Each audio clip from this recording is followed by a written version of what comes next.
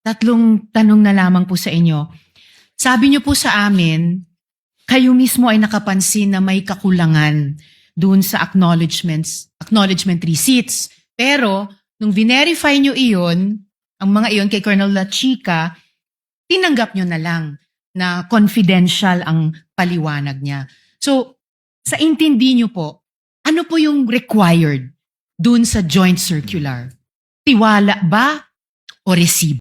Basta ma'am, ako po ma'am, nagtiwala po ako sa mga dokumento po na binigay ng aming security officer ma'am. Kasi siya po ang tinalaga na mag-implement po ng mga various confidential expenses ma'am. At saka si Vice President Sara po, ng head ng aming office, ang nag-designate sa kanya ma'am bilang security officer ma'am.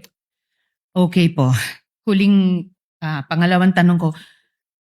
Tuwing binibigay niyo po yung tig 125 million pesos kay Colonel La Chica, yung 4 na quarters na yon, nire-report niyo po ba yon kay VP Sara Duterte na, ma'am, ibinigay ko na po yung 125 million kay Colonel La Chica?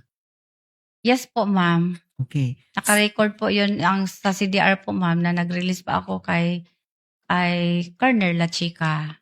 At naka-record sa CDR na nireport nyo yung pagbibigay na iyon kay VP Sara Duterte. Tinext ko lang po siya ma'am. Tinext nyo siya. And huling tanong po, sa pagkakaintindi ninyo, si VP Sara rin po ang nagbibigay ng instructions kay Colonel La Chica kung anong gagawin sa pera?